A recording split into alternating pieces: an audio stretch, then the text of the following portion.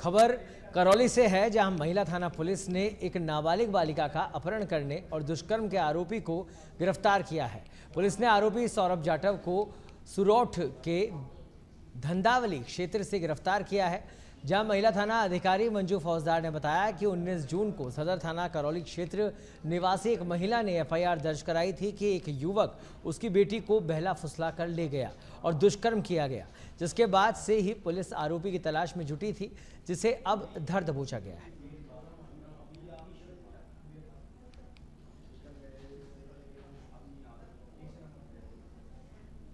खबर अनूपगढ़ के रायसिंह नगर से है, जहां भूमपुरा गांव के ग्रामीण पेयजल की समस्या से परेशान है। वहीं शिकायत के बाद भी सुनवाई नहीं होने पर ग्रामीणों ने पंचायत घर के सामने सड़क पर टेंट लगाकर धरना प्रदर्शन शुरू कर दिया और प्रशासन के खिलाफ जमकर नारेबाजी की।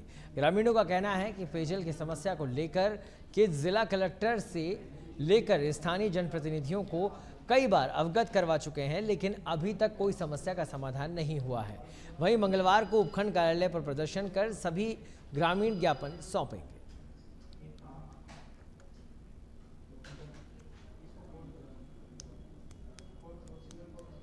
खबर उदयपुर से है, जहां उदयपुर यात्रा पर पद्मश्री सब्जी भाई ढोलकिया, आपको बता दें कि असम के राज्यपाल गुलाब चंद कटारिया के बुलावे पर ढोलकिया पहुंचे हैं। गुलाब बाग बर्ड पार्क और आयड़ नदी सौंदर्यीकरण कार्य का उन्होंने निरीक्षण किया। राज्यपाल के साथ निरीक्षण किया गया। पक्षियों की नई प्रजातियां लाने का सुझाव भी दिया गया। सांसद डॉक्टर मन्नालाल रावत, विधायक ताराचंद जैन व फूल सिंह मीणा भी उनके साथ मौजूद रहे।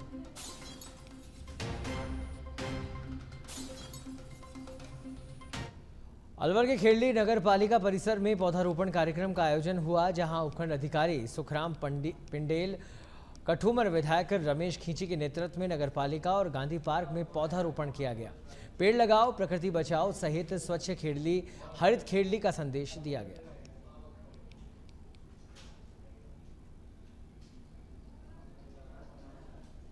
सिरोही के आबू रोड में एक पेड़ मां के नाम अभियान के तहत आबू रोड मंडल अध्यक्ष और नगर पालिका अध्यक्ष की अगुवाई में पौधारोपण किया गया। कार्यक्रम के दौरान जहां भाजपा नेताओं ने पेड़ लगाए, वहीं आमजन ने वृक्षारोपण करने की अपील की। तो बेहद सुखद ये तस्वीरें हैं, लोगों की जागरूकता जिसका परिचय देते हुए ये लोग दिखाई दे रहे हैं। इन तस्वीरों में आबू रोड सिरोही की तस्वीर, भाजपा नगर मंडल ने पौधारोपण कार्यक्रम किया। आम जनता, भारतीय जनता पार्टी के कार्यकर्ता, तमाम लोग प्रकृति बचाओ का संदेश देते इन तस्वीरों में नजर आ रहे हैं।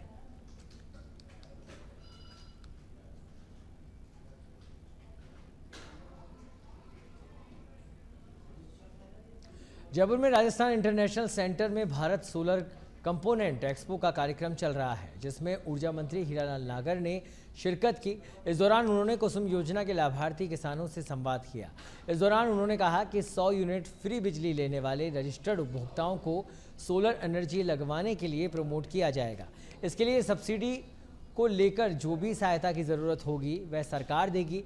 अगर उपभोक्ता तेज़ी से सोलर की तरफ बढ़ेंगे तो प्रदेश बिजली खरीदने वाला नहीं बल्कि बिजली बेचने वाला प्रदेश बन जाएगा। वहीं हमारे संवाददाता सुनील यादव ने ऊर्जा मंत्री हीरालाल नागर से खास बातचीत की। क्या कुछ कहा, आइए आपको सुनाते हैं।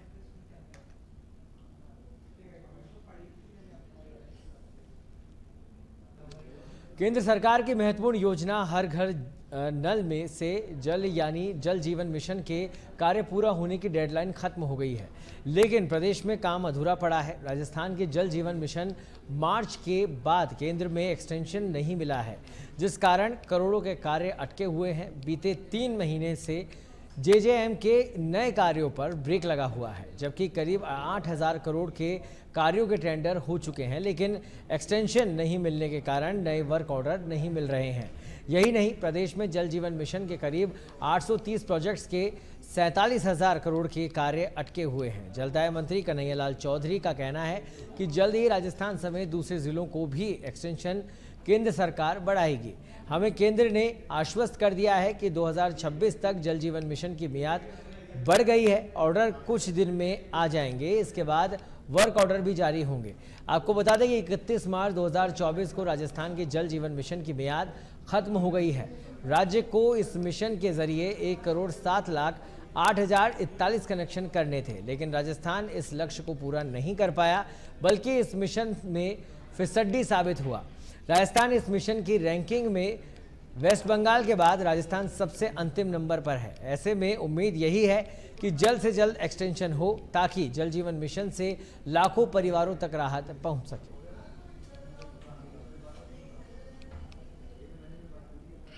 के लिए हमें बिल्कुल एक्सटेंशन 100% हमें ऐसा कर दिया है। कुछ और भी स्टेट है, चाहे बंगाल हो चाहे तमिलनाडु हो, 4-5 स्टेट उनको भी एक्सटेंशन दे रहे हैं। हमें 2026 तक के लिए उन्होंने आश्वस्त कर दिया, उसके आधार पर हम काम कर रहे हैं। और जो ऑर्डर निकलना है तो वो जल्दी 2-4 दिन ऑर्डर भी आ जाएगा। 100% हम कामों के अंदर जो भी बचे हैं पूरे राजस्थान के, कोई भी घर बचा है उसको पूरा पानी पिलाएंगे। नए ऑर्डर जारी कर रहे हैं, बहुत जल्दी उसको ऑर्डर कर रहे हैं। उसके लिए हमारे पास जैसे जैसे हमने 20,000 करोड़ के जो टेंडर डाले उनके टेंडर खुल रहे हैं। जितने भी हमारे पास उनकी एवुलेशन हो रहा है, एवुलेशन के बाद में हमारी जो भी कमेटी अपेक्स कमेटी है, जो भी हमारे पास उसके अंदर हम सैंक्शन करके वर्क ऑर्डर जारी करें। देखो जो कॉन्ट्रैक्टर है कंपटीशन की जो रेटें डाल रहे हैं, कंपटीशन रेट में जो भी 15% से लेके 20% भी आ रहे हैं, 29% भी आ रहे हैं, कोई 10% भी आ रहे हैं। काम के नेचर के आधार पर टेंडर रेट आती है। किसी के अंदर DI पाइप जो महंगा आता है, उसकी टाइम पे सप्लाई नहीं होती, उसकी रेटें ज़्यादा आती है। कहीं पे HD पाइप ज़्यादा होता है तो उसकी रेटें कम आ जाती है। तो ये कहीं ना कहीं वर्क की क्वालिटी क्या है, उसका नेचर क्या है, उसके आधार पर रेटें तय होती है। तो उसमें कोई रेट कम ज़्यादा आना करना वही। सिरोही के पालड़ी से बड़ी खबर है, जहां गंदगी और कचरे से अटे पड़े बरसाती नाले। ग्राम पंचायत की अनदेखी के चलते ग्रामीण इससे परेशान है। मानसून के पूर्व बरसाती नालों की साफ सफाई होनी थी।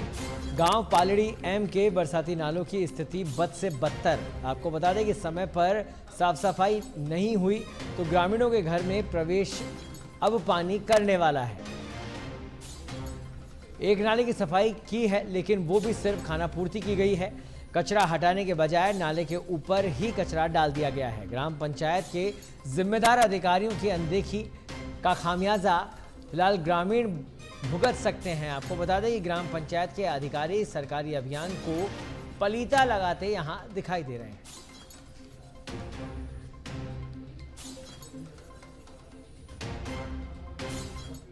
सवाई माधोपुर स्थित रणथंभौर नेशनल पार्क में रणथंभौर के प्रसिद्ध टाइगर T58 की आकस्मिक रूप से मौत हो गई थी। टाइगर की अचानक हुई मौत से वन्यजीव प्रेमी भी स्तब्ध थे। वन विभाग ने टाइगर T58 का शव अपने कब्जे में लिया और राजबाग नाका चौकी पहुंचाया, जहां मेडिकल बोर्ड की मौजूदगी में टाइगर के शव का पोस्टमार्टम किया गया। पशु चिकित्सकों के मुताबिक प्रथम दृष्टया टाइगर की मौत अचानक हृदयघात के कारण हुई है। पशु चिकित्सकों का कहना है कि पॉइजन और अन्य कारणों की संभावना से भी इनकार नहीं किया जा सकता। पोस्टमार्टम करने के बाद टाइगर के शव का विधिवत रूप से अंतिम संस्कार कर दिया गया। हार्ट अटैक हुआ है इसको, और जो दूसरे रीजन्स उससे हमें मिले हैं उससे हम ये सोचते हुए कि कहीं कोई पॉइजनिंग या कोई दूसरा एस्पेक्ट भी है, उसको कवर करते हुए हमने उसके सारे ब्लड सैंपल्स वगैरह कलेक्ट किए हैं। उनको हम फॉरेंसिक लैबोरेटरी के लिए भेजेंगे। वहाँ से फाइनल रिपोर्ट आने के बाद ही हम अपना कोई निर्णय दे पाएंगे। खबर जयपुर से है, जहां पर सरपंचों ने ग्राम पंचायतों पर तालाबंदी की है। ये तालाबंदी का आंदोलन पूरे प्रदेश में चल रहा है। आपको बता दें कि इस 2 साल से विकास और नरेगा का फंड नहीं दिए जाने पर सरपंचों में आक्रोश है, जिसे लेकर लोग प्रदर्शन कर रहे हैं। लोगों की मांग है कि प्रधानमंत्री आवास योजना और खाद्य सुरक्षा का लाभ दिया जाए। साथ ही उनका कहना है कि मांग पूरी नहीं होने पर अगले चरण में 10 तारीख को पंचायत समिति मुख्यालय पर और 12 जुलाई को कलेक्ट्रेट पर प्रदर्शन करेंगे। इसके बाद भी मांगे नहीं माने जाने पर 18 जुलाई को विधानसभा का घेराव किया जाएगा।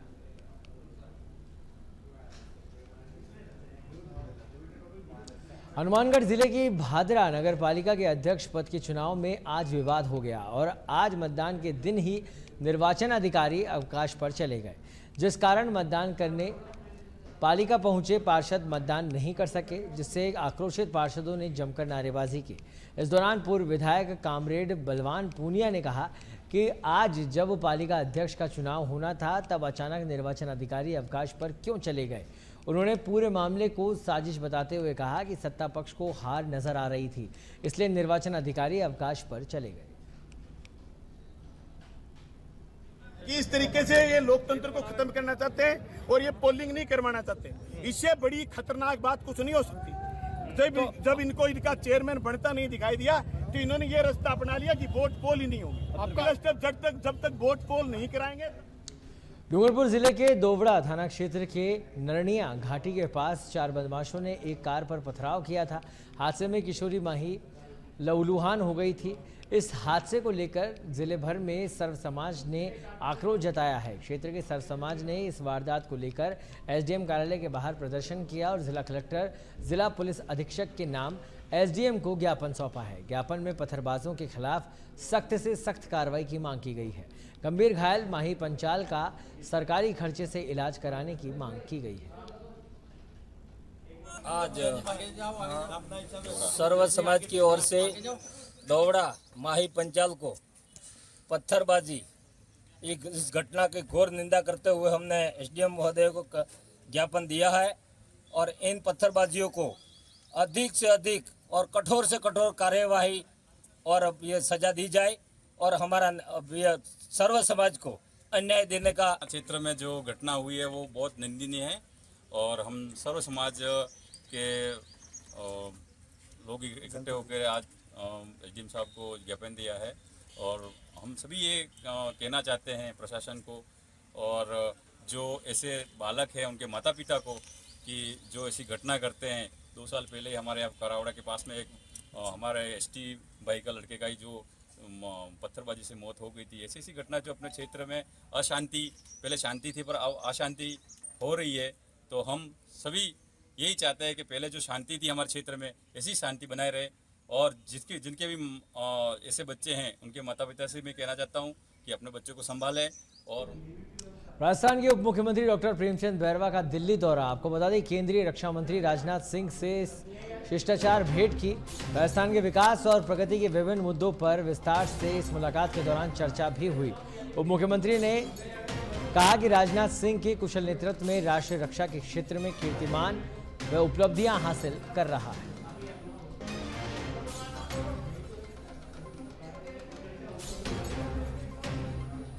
तो मुख्यमंत्री ने कहा कि राजनाथ सिंह की कुशल नेतृत्व में राष्ट्र रक्षा के क्षेत्र में कीर्तिमान और उपलब्धियां हासिल कर रहा है। राजस्थान के उप मुख्यमंत्री डॉक्टर प्रेमचंद बैरवा का दिल्ली दौरा, जिस दौरान रक्षा मंत्री से उनकी मुलाकात हुई।